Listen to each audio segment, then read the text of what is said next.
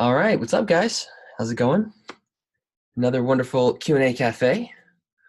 So, how was the? Let's get right into it. How was the video? How was the review on period 4? I'm gonna pull as you guys tell me some things or hit me with some questions. I'm gonna pull up my period 4 review packet. Follow along with you guys. See what you guys are looking at.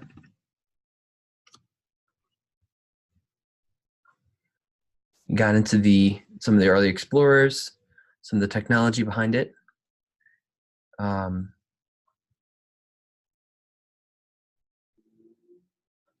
let's hit us with some questions. Hope we can get a few more people jumping on.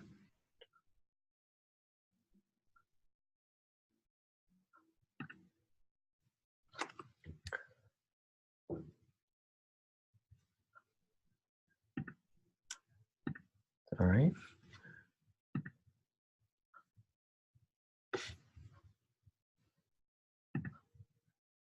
It was short and sweet. I'm sure you guys appreciated that. I hope that if it was shorter, then it means that you guys are doing the additional reviews as well. We are going to do Kahoot on Monday for period 4. So this time it's really right as soon as we're done with the review. We're going to quiz it to see how you guys do on that. So that'll be tomorrow.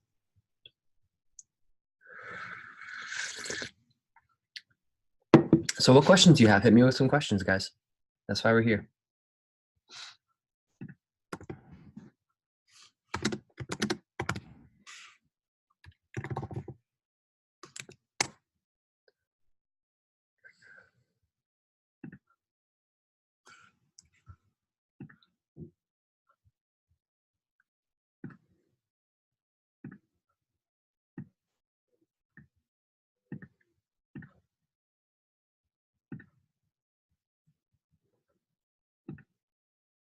So no questions so far.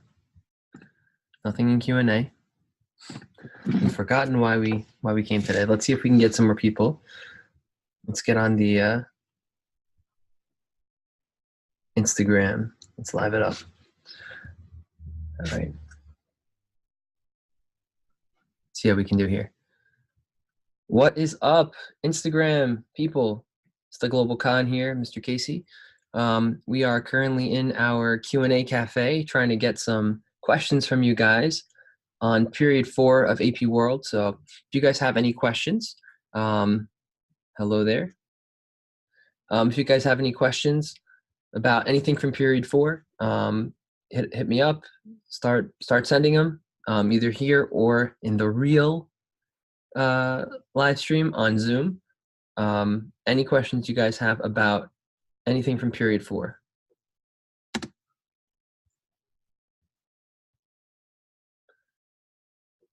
We got explorers. We got circulation of goods, population growth, new religions, syncretic religions.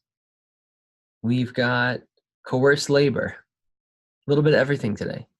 Gender restructuring. We have religious ideas. We have monumental architecture. This wasn't as long of one as some of the others, I guess. Like I said, period 3 is the real monster. I think period 3 and period 5 are the ones that really just have the longest conversations. By the way, did you guys see, while I'm waiting for some questions, Crash Course, John Green again, is doing another series on history. He's doing a European history full series, which is amazing. So you guys should, there's only one episode up yet on medieval Europe, but for the 9th graders, you guys can definitely appreciate this. And for you guys who are reviewing for 10th grade, definitely something good. What are some examples of state rivalries in complete competition? I think that's supposed to say over trade routes. So the big one is, that comes to mind for me, is the Spanish and the Portuguese. So the Spanish were the ones who really dominated in the New World, in the Western Hemisphere, and the Portuguese, at least in the early days, were the ones that really dominated in the Eastern Hemisphere. Remember the two big discoveries. There's a lot of explorers and famous people from that time, but the two big ones that you should absolutely know is 1492 in 1497. I want to say 1497. I hope it's not 96. I'll look silly. So we have the discovery of course, a route to the Americas across the Atlantic Ocean. And then we have the discovery of a route to the actual Indian Ocean, which is where Columbus was. I gave it away. Where someone was trying to go. Just a few years later. So who discovered in 1492 the route to the Americas in an attempt to discover a route to the Indies?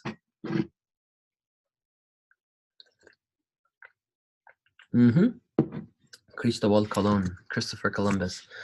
But then who's the guy who, like 5 years later, discovered a route around the southern tip of Africa to reach the Indian Ocean world? Right, so Da Gama. So you have Columbus and Da Gama. Columbus sailed for blank, and Da Gama sailed for blank.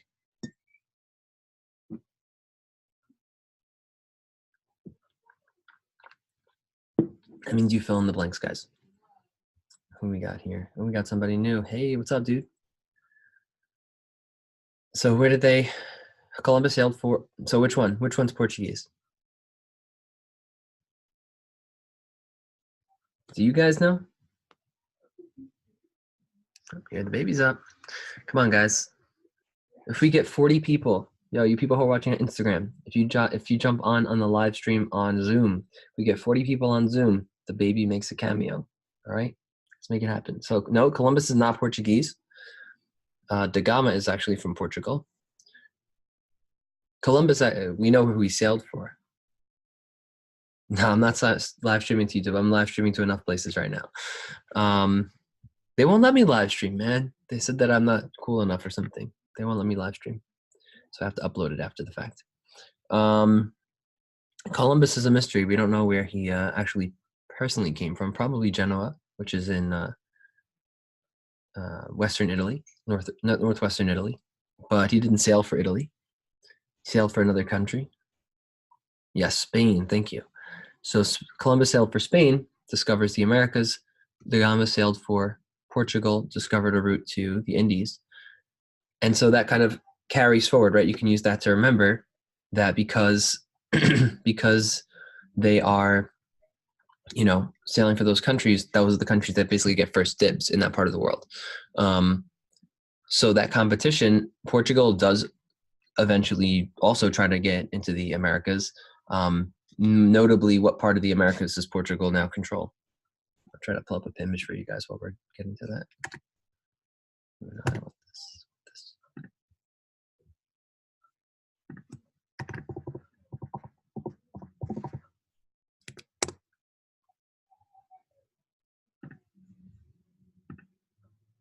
South? Okay, can you be more specific? Yes, it is South America. What part of South America was taken over by Portugal? It's the area that speaks Portuguese today. That should give you a clue.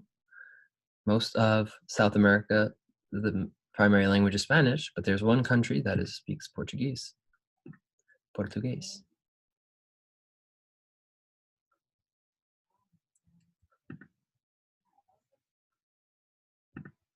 Brazil, that's the one. Thanks. Oh wow, we got 2 people got that one. Nice job, guys. And we got a couple more people on the stream, so thank you.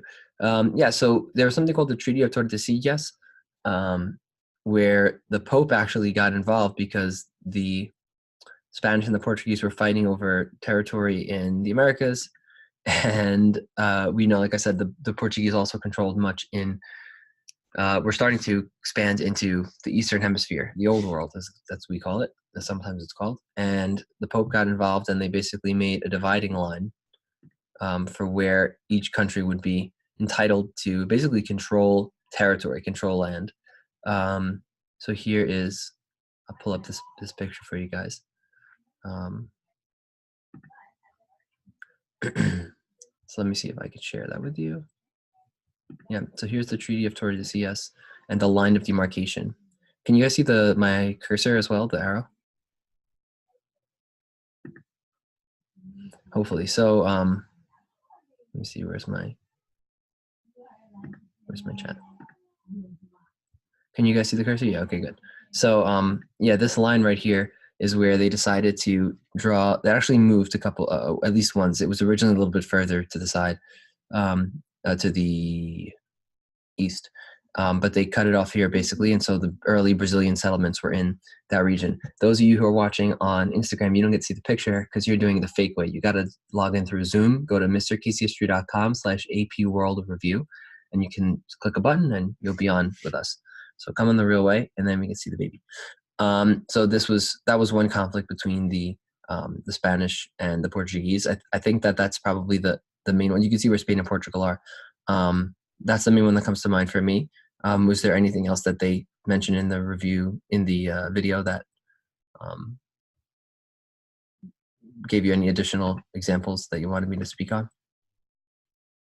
Or is that basically sum it up? Another big one is the Portuguese and the Dutch. So in the old world, we were saying the other day in class, I think we were talking about South Africa, and we were saying that the settlement that the Europeans did and the kind of like conquering, it didn't look like the imperialism we talk about in period 5, where it's like really, really intense. Okay, good. I'm glad you got it. But it's really that intense kind of conquest where. Let me stop sharing this. It's this intense kind of conquest where they're taking over entire countries, entire regions. That's what we're starting to see in the Americas at this time because of the technological advancements that the Europeans have over the native peoples of the Americas. But in the old world, they really aren't capable of doing that because there are some huge empires, really powerful empires in Asia that are not going to let them do that. There are some powerful kingdoms in Africa as well. And there's also the specter of disease, especially in Africa, but in Asia as well. Tropical diseases that Europeans are not capable of dealing with or not accustomed to. The main thing is that I think the military threat. They're not so militarily or technologically superior that they can just go in waltzing into these countries and take over. That will be the case in period 5. But because of that, the way you see like the empires look, these expanding empires of these European states, is they call them trading post empires. Let me see if I can pull up a map of that empire. Because we see like basically little dots all over. Here we go. This is a nice one actually. Oh, it's too small. Oh, it should be all right. Let's see if we can pull that up. It's all right. There we go. You can't really see who each country belongs to, but I think it'll have to do. So you could see like around Africa, you have little settlements. There are some areas like along the coast of East Africa where there's Portuguese control, and certain states that were less powerful, that didn't have the ability to fend off the Europeans. They will get directly conquered. But most of the regions, this is like Persia over here, India, right? India is under the Mughal Empire. There's some other rival states in the south. As time goes on, more emerge. But China, they can't take over China. Even during the Age of Imperials, they never took over China. They have these little trading posts. And so there's a lot of competition between the European states to control certain key locations. A big one like Malacca, right? We talked about that last year and this year. Malacca and Batavia are these two, especially Malacca, but also Batavia, are two kind of openings, these straits to entering into this really, really lucrative region of what they call the Spice Islands or the East Indies, the original Indies, what's today Malaysia and Indonesia. And so you have the Portuguese come first. They make some settlements around Africa. They also made some settlements in India and in they took over Malacca, actually, the Portuguese originally. But then that was the second wave. You have some Spanish in here, you can see in the Philippines, but the Dutch are really the big. There's a little bit of French, but the big one is the Dutch, and they come in. We learned about the VOC, right? The Dutch East India Company, super powerful, and they were able to really just knock out a lot of those most valuable Portuguese settlements and take them over for themselves. So the Portuguese kind of get left with some of the territories in Africa and a few other places, but especially in the Spice Islands, the Dutch become really, really dominant. And another one that's interesting, less in regard to competition, but just while we have the map up, is the Philippines. because the Philippines and like Spanish colonies in Asia, it's kind of a strange thing. They are, they're on the other side of the world, and you have, if you go further, as we know, if you go further east, you eventually reach Mexico and things like that. So there was a trade. I talk about the Spanish galleon ships going back and forth between the Philippines and the Spanish New World. So the Spanish really have gotten kind of all the way around in a way that the Dutch and the Portuguese, I mean, they're in the New World, but not nearly to the extent, right? The Dutch have the original New York, right? New York is originally a Dutch colony, of the New Netherlands, New Amsterdam, and the Portuguese, like you said, have Brazil. But there's that, that continuous competition. Of course, later on, we have the British and the French, the English and the French in North America competing with each other over parts of Canada and the coast.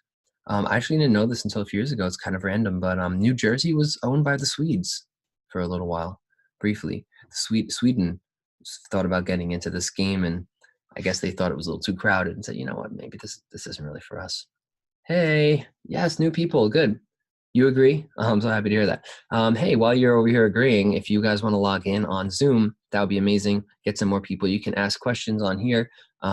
You can see I'm pulling up images and stuff, and it's much, much better than what you guys have here. So you guys should come in on Zoom. There is a link on my website. If you go to mrcaseyhistory.com/AP World Review, you can see everything that we're doing and join the real one. And if you guys come on the real one, if we get 40 people at the same time, I will bring the baby into the show so you can see her as well. Even if you're not taking my class this year and but you just need to do some review for this exam, you're more than welcome to jump in. All right. And we'll count you. You can count. Remember, guys, please do not wait for me to finish answering one question to ask another. If you guys give me more questions, if you throw more questions down there, I can see what's coming next. I can start thinking about it in my head, and it also tells me how much time I should be spending on the current question I'm on. So please don't hesitate to just throw the questions in. All right. Can you explain the conflict between the Sunni Ottomans and the Shia Safavid Empire? Yeah. So I mean, they're at war with each other. They share a border. The Sunni Shia thing often gets exaggerated, I think.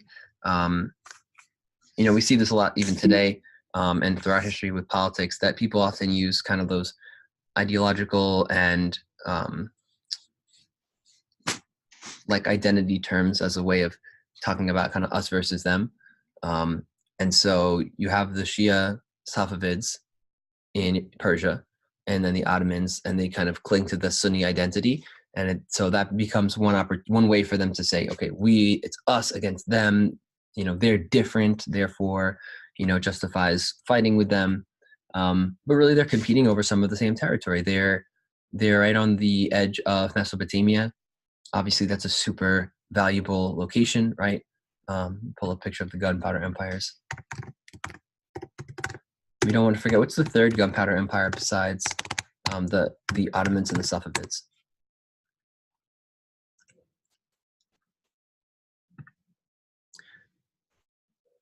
Third gunpowder empire, guys.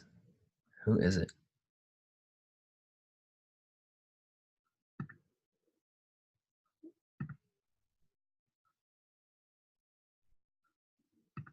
No, not that's good. The good guess, because China, we did get gunpowder from China, but no, it's not China. They're not one of the three gunpowder empires. They're all states that are ruled by Muslim rulers, and they all connect to each other. 1, 2, 3 in a line.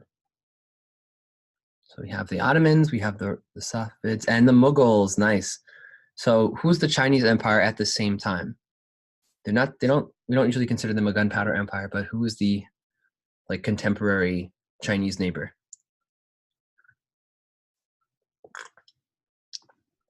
Don't let the Mughals get you down, guys. Not the Qing at this time. Well, the Qing will come later. They are still around while the Mughals are around. But before the Qing, it rhymes. between the Yuan dynasty, or the Yuan dynasty, I should say, and the Qing, who's the brilliant dynasty, they build up the Great Wall. They send Zheng He on his voyages. That's the same thing that he just said. The Ming, there we go. Sing, no, not, no, yeah, it's the Ming dynasty. So yeah, let's look at the map of the gunpowder empires. There we go.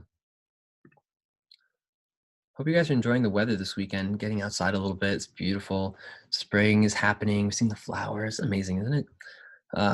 All this depressing stuff about empires and conquest and taking everybody over. Don't forget about the lighter things in life. This is an okay map. So I'll share this one with you. Here we go. So you can see where their border is. I'm about to point with my hand, point with the mouse. So they're right along this border right here. They obviously are going to share some control in trade, right? Because they're on the Persian Gulf.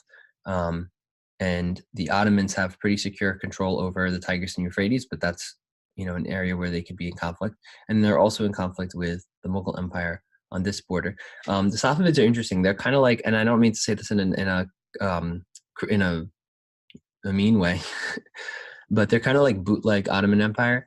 I only say that because they also have gunpowder, but they kind of try to do like a cheap knockoff version of the Janissaries. To be fair, it's not something that's totally unique to the Ottomans or the Safavids. They were slave soldiers, for a long time. The Mamluk Sultanate in Egypt which is toward the end of period 3. They were themselves slaves, Mamluks, and they basically took over the control of Egypt, and they were the ones that pushed out the Mongols and prevented them from taking over Egypt. And so it was actually not super uncommon at that time for essentially had to have slave soldiers and slave bureaucrats, people who came into the positions of government and military, mostly military, as slaves. But we've talked a lot about slavery, and we could talk about it here for period 4, of course. That slavery is really diverse throughout the world and throughout history. It's never anything good. It's never anything pleasant. So we don't want to get the wrong idea. But that being said, there are forms of slavery that are more harsh than others, and there are some forms of slavery that actually provide opportunities for the people, where they can actually get out of slavery and possibly attain certain powerful positions in government and in military.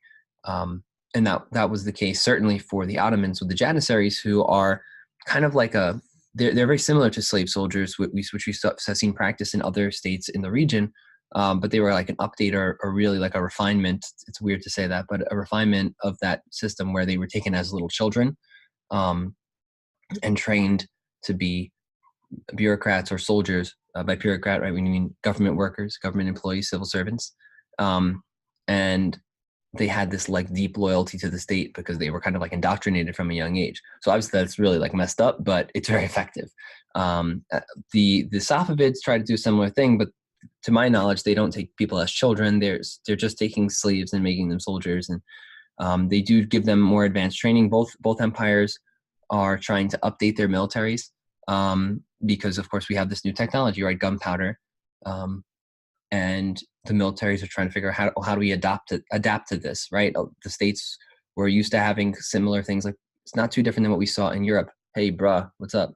Bruh, why don't you, bruh, go join on the actual Zoom call so you guys can be part of the live stream for real and see the pictures that we're looking at, some of the maps and stuff like that, and get involved. So what we're saying. So yeah, they're trying to adapt and improve their military and to make them more modernized, for the time. If we think about, honestly, Turkey later and Iran later, right? We think about like Ataturk and the Shah, right?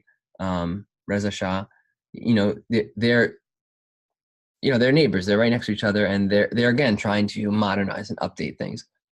So that always sticks out in my mind as kind of a cross, for different time periods, but similar kind of things. Things don't change too much. and interestingly, right, the Ottoman Empire was much more successful than the Safavids in doing that modernization and using those new ideas and techniques and technologies. The Safavids didn't last quite as long, or do as much, impressive stuff. Um, but it's in the same way, Turkey seems to have worked out a little bit better than Iran under the Shah. Right, we saw what happened in 1979. It did not all go swimmingly. Turkey's has its own problems right now, though. You guys should maybe I'll give you guys some VBQs and stuff like that before the end of the year to see what's going on in Turkey with some of the rise of authoritarianism that we're seeing all over the world right now. It's happening there as well. But in terms of the Ottomans and the Safavids, they both tried to adapt to that new military. They have to deal with the fact that the old military, right? For example, in the Ottomans, they have these mounted warriors, essentially knights, right? Like the Turkish version of knights or the Persian version of knights, mounted warriors. That's who will do the fighting for your ruler. But now that we have modernized weapons, we're trying to modernize the army. We're trying to get them all trained, have it be something more centralized rather than calling upon knights, calling upon mounted soldiers from around the empire and having them show up. You want to have a trained, organized army, a standing army, as they call it, right? It belongs to the government. They are ready to fight whenever. You don't need to call them up to get to work. Safavids also have some interesting connections with the Mughals. The Mughals, when they were first starting out, so the Mughals themselves were from somewhere around this neighborhood up here in Central Asia. And if I'm not mistaken, I think they were related to sort of like the Chagatai Khanate of the Mongols. And the first founder of the Mughal Empire, his name was Babur.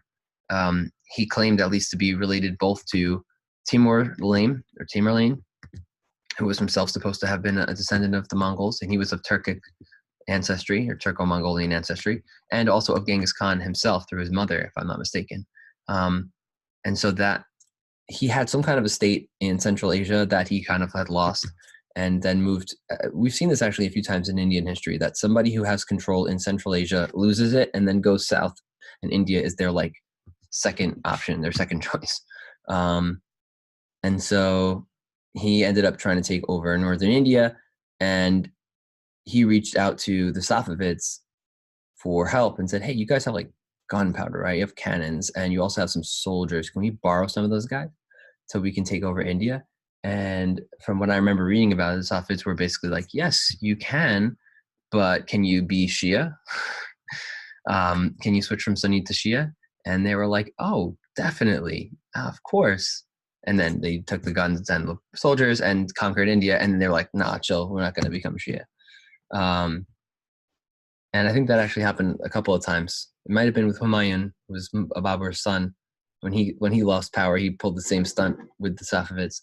One of the big, aside from everything I mentioned already, one of the big claims to fame of the Safavids is they're the ones who brought Shia Islam to Iran. We look at the map today of where Sunni and Shia is. Where those sects of Islam are more dominant. Sunni is, of course, the majority. Around 85% of the world's Muslims are Sunni. But nowadays, when we think about Shia Islam, we almost always think about Iran first. There's a lot of Shia Muslims in Lebanon. There are populations in Yemen and in the Gulf, in Afghanistan. Minority populations, but primarily Iran is like the biggest location. But that's not something that's been true throughout history. Persia, through most of its history, as a predominantly Muslim region, was Sunni Islam. Actually, Egypt was at least ruled by a Shia government in the Fatimid Caliphate during period 3. And they're the ones who established Cairo and started some of the universities, like Al-Azhar University, one of the earliest universities in the world. And it was originally started as a Shia university. But things change, and different people come to power, and those who are in power really have the opportunity to impose or at least strongly influence the people who live under them. I think that's the things that come to mind for me. I'm still waiting on more questions, guys. Remember, I won't. If you feel like I'm rambling, I'm just trying to give you something of value because I'm not getting other questions. And you guys who are on Instagram, you guys are certainly welcome to ask questions as well. I'd much rather you come on through Zoom. So if you want to join us on Zoom, you can check it out through mrcaseytrue.com/AP World Review. But I'll take a question from Instagram. I just want questions, guys. I should start asking you some questions. It's one way or the other, all right? If you don't ask me questions, I'm gonna start quizzing you. Tell me about Sikhism. What do you know about that, huh? Can you even see it?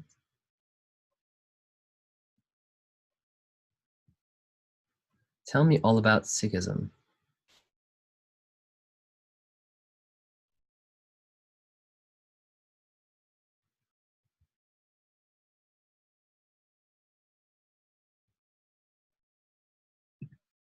I'll wait. Anything you know about Sikhism, guys? Sikhism.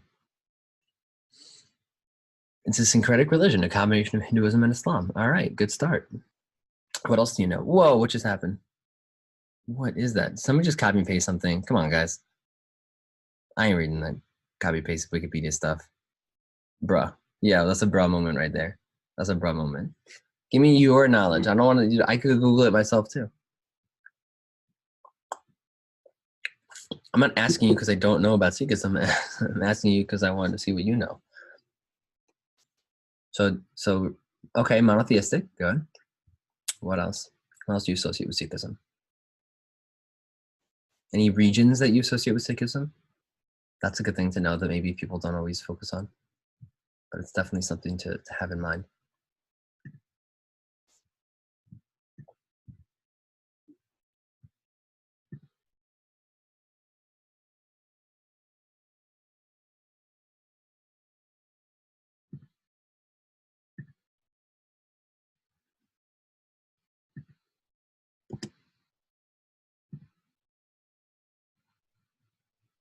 Let's see what we got. Northern part of Punjab, very good. Yeah, so Punjab is really, when you think Sikhism, you should think Punjab.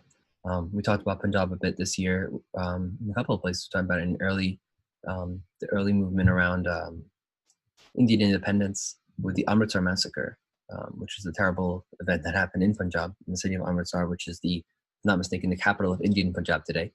And we talked about it a lot when we talked about the partition of India, and some of the conflict and some of the tragedies that happened there, with Punjab being divided, right? But yeah, Punjab is it's not like everybody there is Sikh, but it's the homeland of Sikhism. It's where it originated. It's a central location, and so you're right that it's a syncretic religion. The monotheistic part of it comes primarily from Islam, though there's certain quasi-monotheistic qualities within Hinduism that I think Guru Nanak was kind of drawing on as well, to say, this is there's some kind of justification. That's not the right word I'm looking for, but there's precedent or something like that within Hinduism for monotheistic interpretation. Remember, Hinduism is so incredibly diverse in belief and different approaches to it that you kind of find something of everything in Hinduism. So there are strains of monotheism within it as well. What types of things did they take? So we said monotheism primarily comes from Islam. What did Sikhism take from Hinduism that was important? Or what else from Islam that was important? Like, what are the pieces that come together, like, notably?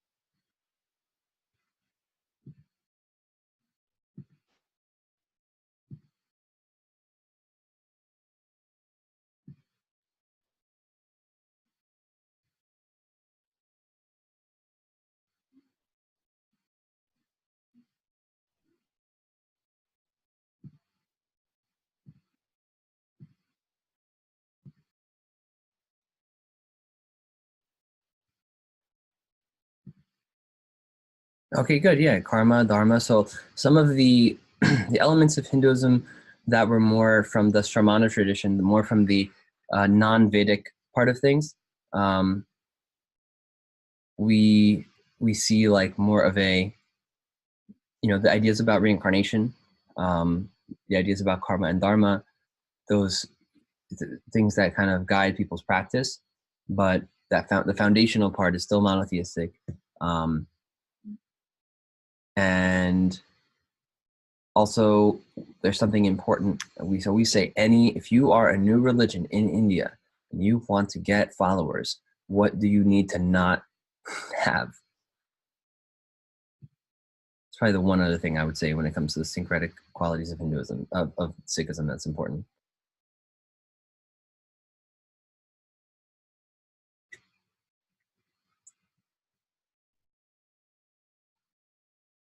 Any of you guys know?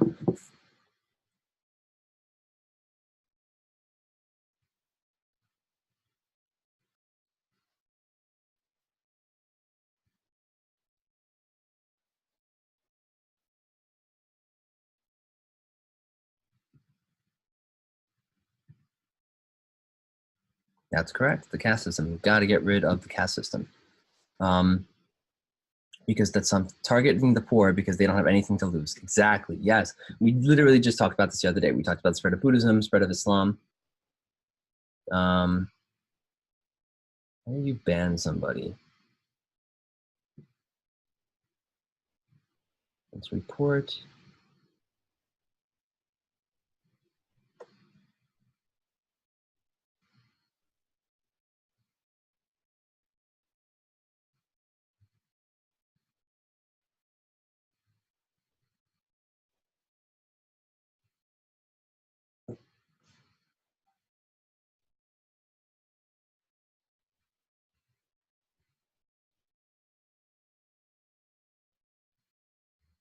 Let's figure that out later. Sorry, guys. I see we have another Q&A here. Oops.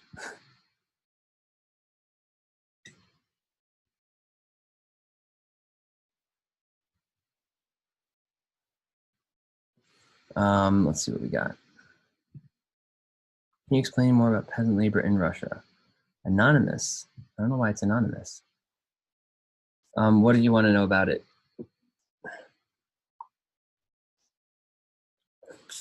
I mean, there was serfdom in Russia for a really long time. Russia is kind of behind the rest of Europe in that way. There's their efforts to modernize. I don't know. Just if you could give me more about the context in which you're asking it, maybe I can clarify more. But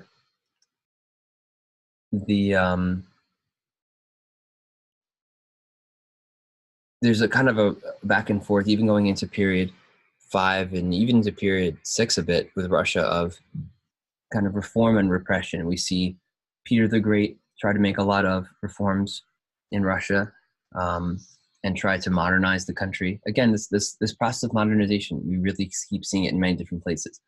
Everybody always wants to be as up to date as possible, have the edge when they see other countries getting the upper hand of them. Peter the Great really wanted to modernize Russia, and he's an example from period 4 of something that we've really seen a lot of in period 5 and 6, especially in the non-Western world. When countries want to modernize, they confuse it with what? Or I should say they conflate it with what? If we're going to modernize, the only way to do it is to also what, eyes?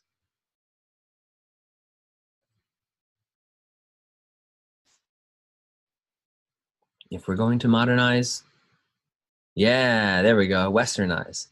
So that's that misconception, right? That we have to be, so if we're going to adopt the technology and the techniques of another culture, of another group, then we also have to adopt their culture. We have to be like them in every way.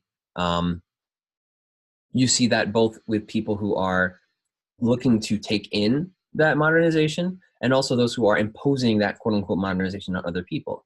So for example, in this is also period 4, when we talk about in the Americas, I know there was there was some stuff about like the syncretism of the religions, and all this kind of blending. So there's definitely a lot of blending that's going to, of course, ultimately take place in the Americas, as they're being colonized by the Spanish and others. But when the Spanish come in, they're telling them, hey, you need to be like us. You're uncivilized. You need to become civilized. You need to become Christian. And when they say you have to become Christian, it doesn't just mean you have to adopt the beliefs of Christianity and you have to believe in Jesus as, believe in all the theology and start practicing it as a religion, but you have to take on everything that we ourselves as Spanish, European Spaniards identify with Christianity, which is a lot more than what is simply Christianity, right? So you have to build a church. Oh, you already have a temple? You could just make that no, you can't do that. That's a temple. That's pagan. That's bad. You need to have a Christian church. It has to be Christian. It has to be Catholic. What does a Catholic church look like? It looks like a Spanish Catholic church and nothing else, right? You don't get, it's not up to you. You don't get to decide what a church looks like. I personally, that's like a tragedy to me. I would have loved to have seen, I think it would have been so cool if you went to Mexico and there were Aztec style churches everywhere. You go to Peru and there are like Incan temple style Catholic church. That would be so cool to me. But of course, right? There's often that idea that when we're adopting something, we have to take everything else with it. What is your name? Oh, my name is, I have an Aztec name. I have a Nahuatl name. I have a Quechua name. Nope, that's not Christian. To be Christian, you have to have a Christian name. What is a Christian name? A Spanish name, right? So now you're Juan, right? Not like an essential part of being a Christian, but all of this kind of comes with it. We see this in United States with the interactions of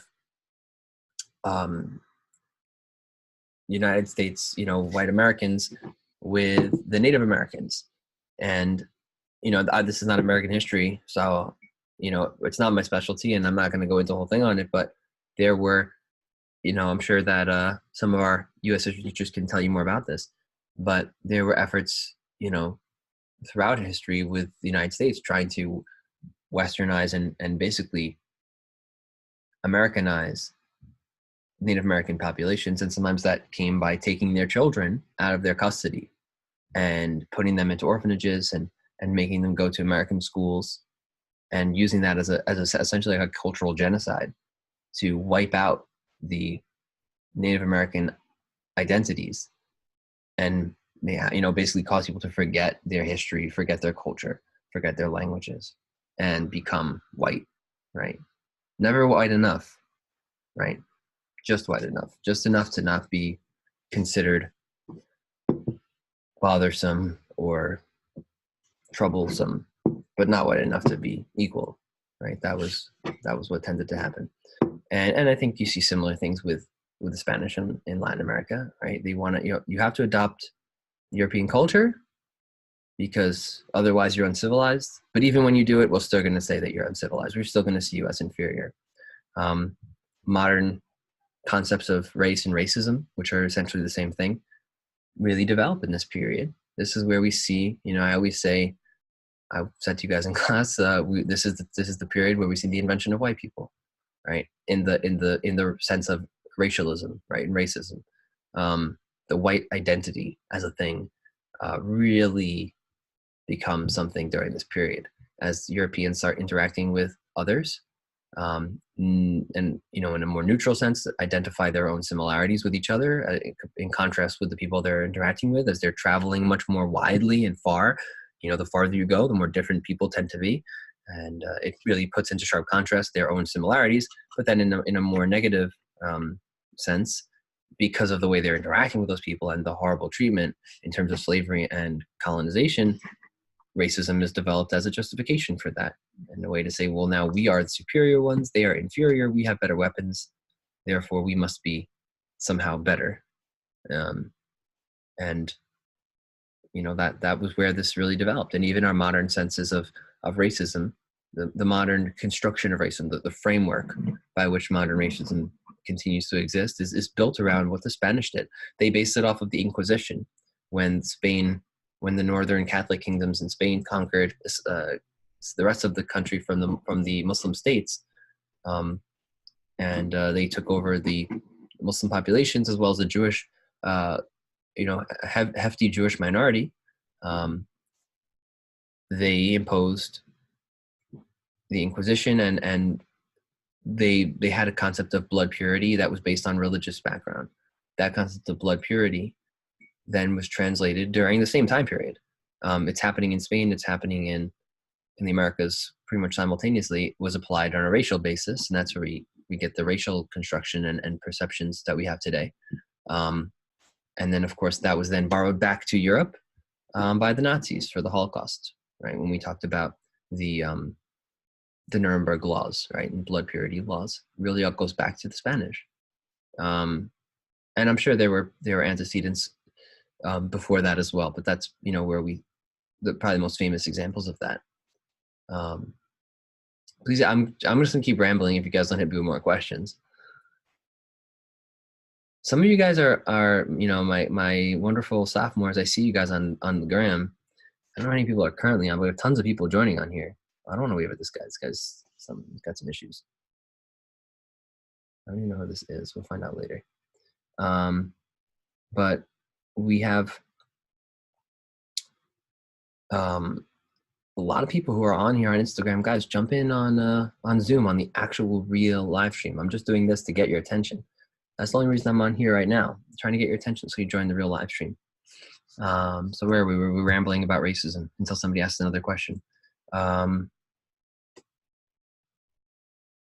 Anybody watch El Ministerio del Tiempo? Check out the season 2 finale. It was what would happen if the Spanish won.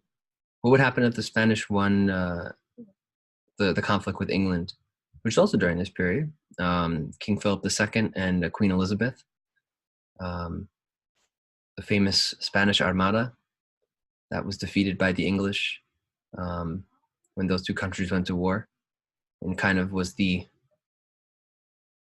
not the only factor that led to the decline of Spain's power in the world, but symbolic defeat that kind of marked the end of their decline as England started to become superior.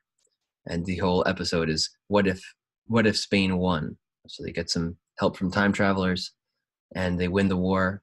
And Spain, then it's like current day, and Spain has become Spain from the king of Spain at the time, Philip II, has become the king of the whole world basically, and taken over. And the Inquisition still exists and all this stuff. So it's kind of a cool little history thing. Maybe you guys would appreciate it. It's on Netflix if you're ever interested. We only have a few more minutes, guys. Come on, let's get some more questions. We talked about a bunch of random stuff. We talked about how there weren't any Aztec-style churches. All right, what's the difference between Creoles, mulattoes, mestizos? Okay, so that's a great question. And that's really good because it also connects with period 5. When we're talking about the Latin American countries getting their independence from Spain. So that kind of goes in right with what I was just talking about before, this idea of blood purity, and they want you to become Europeanized or Westernized, but it'll never be enough to be considered fully good enough. So the levels were, the top level was peninsulares, right? So peninsulares are people who were, let's use the Spanish colonies as an example. They are people who are born in Spain on the peninsula, right? The peninsula of Spain, the Iberian Peninsula, which I suppose could also apply to the Portuguese because they're on the same peninsula.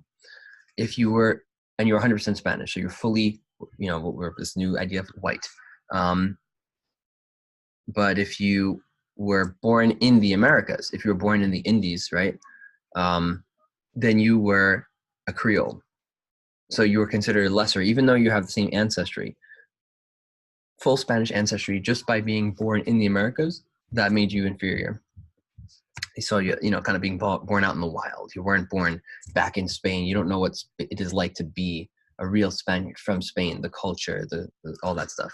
But they're still fully European. Then you have, obviously, so one of the differences between Spain's settlement in the Americas and, like, for example, the British, the English mostly settled as families. And so they kept themselves separate from the Native American populations, as well as from the populations of African slaves that that people were starting to bring. And so that's why, like in the United States, when you talk about like issues of race and racism, it's very divided, right? It's very split. You know, obviously today we see a lot more like mixed marriages, which is awesome. But that historically wasn't something that was super common. It was rare, not unheard of by any means, but not common and not widely accepted socially. In the Spanish colonies, it was primarily men who were settling, and they weren't bringing families. So when people are looking to, I mean, the PG version is get married and have kids, right? The R-rated version is to satisfy their desires by whatever means. That was going to be something that was going to happen between the native peoples or their slaves that they took from Africa. And so like a lot of the, if you look at like DNA of people from Latin America, it's most common that you're going to find European Y chromosomal DNA, which is the DNA that's passed on specifically through the fathers, whereas the mitochondrial DNA, the maternal DNA, tends to be of Native American stock or of African background. So you have a lot of mixing between different ethnic groups. And so you have people who are mixed Native American, usually Native American mothers and European fathers. And the resulting children were called mestizos, like mixed kids. Then you have people who are European fathers with African mothers, and their children were called mulattoes. Now, I want to make sure I'm clear on this. This is not terms to be throwing around. I mean, these are terms that are historical terms, and so we use them in the class because they're relevant to us historically. But please don't call anybody by these terms. These are not like okay terms to use in your everyday discourse. Like, don't refer to somebody as a mulatto or mestizo. That would be considered definitely offensive. Because this was part of this racist hierarchy that they had. And then, of course, at the bottom, they had the people who were fully Native American and fully African. But it was even further divided than that. Maybe I can pull up for you, like, the caste charts. It's crazy, like these huge, the casta system, casta chart. They have, like, drawings where they break it down. So, like, if somebody who's mestizo marries somebody or has children with somebody who is a Creole or Peninsulare, like a European, then their children are called castizo. So that's like 3/4 white and 1/4 Native American. And it just breaks down from there. And obviously what we can imagine is that over generations, right, this whole system kind of falls apart because it's not really sustainable. People are going to mix so much, you're not going to be able to keep track of who's with who and whose background is what. And so everybody kind of blurs together between these lines, between these three different groups. And that's essentially what you have today in Latin American countries. The Latin American or Hispanic people today are a blend of those three groups in one combination or another, right? You see all these different arrangements, right? That could possibly happen. And they came up with a name for all of them. So racism I'm not going to speak as like an expert on racism in Latin America by any means. But so to be very simple and general about it, it's a little more nuanced because you still have racism. You have people who are whiter, right? People who have more quote unquote Indian features or quote unquote African features, right? And there's racism against people who have those features, but it's less like, oh, you are from this group. It's more of like you visibly like represent or like present the traits of a certain ancestry that is socially seen as like lesser, right? Because pretty much everybody's a mix. And then you can also see people trying to claim more European ancestry than they actually have, or touting their European ancestry as if that's something to be proud of more than having African or Native American ancestry, right? That's just pure racism. Like, why is somebody so proud? Oh, I'm an ancestor from Spain. For what? Who cares? Why is that so terrific to you, right? You got to reflect on that. Stop share. I'll quickly touch on, because we're running out of time, but something about the 30 Years' War. What is the significance of the 30 Years' War? A few things. I'll try to be brief, but let me pull up a map for you guys because it is kind of hard to talk about without looking at a visual. It's a war that really consumes a lot of Europe. Map. There we go. The alliances shift many times throughout the war. Oh, this is a nice map right here. This is a very nice map. I love maps. But it's one thing that I think is significant about the 30 Years' War Well, first of all, Germany just gets like really beat up. So remember when we've talked about this before with Germany. Where'd it go? Where's my map that I just found for you guys? Is that it? Yeah, it's just not on the screen right now for some reason. Ah, there we go. Beautiful. So Germany, up until, as you guys know, Italy and Germany were both divided until the mid 1800s. There was obviously a Germany and there was obviously an Italy, but they weren't states with a single ruler that were centralized, right? France and Spain and England, they're going to be, established states, these Western European states. But in Central Europe, you have Germany as a region. You have over here, you have the Holy Roman Empire, right? That was basically Austria and its territories. The Habsburgs, very powerful. Philip II was a Habsburg, right? So you see that over here, the Spanish Habsburgs and the Austrian Habsburgs. So it's one example we've seen. So before this, I kind of backtracking, and there's so much to talk about here. We're going to talk about it on Wednesday and Friday, mostly Friday. Oh no, there's no Friday this week. So we'll probably talk about it a lot more when we come back from break that first week. But the Protestant Reformation, right? Martin Luther beginning this change of having, breaking away from the Catholic Church and kind of breaking the Catholic Church's, I don't want to say dominant. I mean, it was very dominant. And we saw throughout the Middle Ages how powerful the Catholic Church really was as kind of like the de facto rulers of Europe. They told kings what to do. So if that's the case, right? I said it before, and I'll say it again, all power is political power, right? If you have social power, if you have economic power, if you have religious power, you can just wield that politically and you have political power, right? You don't have to be political overtly to have political power. But with the Protestant Reformation, you really break Western Europe into pieces in terms of their sense of unity and sense of that was the one thing that was really connecting Europe together, especially in the Middle Ages when there was no Roman Empire, there was no empire ruling over Europe. The Catholic Church is what everybody had in common in Western Europe, right? There were heretical groups that claimed, different beliefs, but they were crushed, right? We saw the Albigensian Crusade to go after heretics in southern France. We saw the Northern Crusades to dominate against pagans in Northern Europe. And that was in period 3. In period 4, we're seeing the Inquisition, which in Spain was primarily against Jews and Muslims, but in Italy, the Roman Inquisition was going after Protestantism. But they can't anymore. And one of the big reasons for that is, oh man, it's so funny. Literally at the last, we're running out of time, and now we've hit on like this jackpot of information. The printing press, right? The printing press comes to Europe and is further developed by Gutenberg in Europe at this time. And it's just like the internet, man. You cannot stop the printing press. You can't crush it, right? They used to be able to, and this is why it's so important to have, net neutrality and independence on the internet. It's such an important resource for us as a like global society to be able to have control and have independence on the internet, not be subject to censorship. And we are seeing that in certain countries. And I hope that it doesn't go further in that direction, because man, these political leaders, right, in this time when the printing press comes out, oh man, what they would love to just get rid of these printing presses, because you can't control the flow of information anymore, right? Religiously, politically, and otherwise. It starts religiously with Luther getting his message out, getting translations of the Bible out, people to read them and start challenging the church and saying, I'm reading this myself. I don't need you to read it to me. I'm reading it, and I don't think we're on the same page here. You're not making sense. I don't agree with you. But we because of those changes in Europe, because those religious changes, Europe starts to get into a lot of wars over the issue of religion, and you have the Protestant states allying with each other, and then you have the Catholic states allying with each other.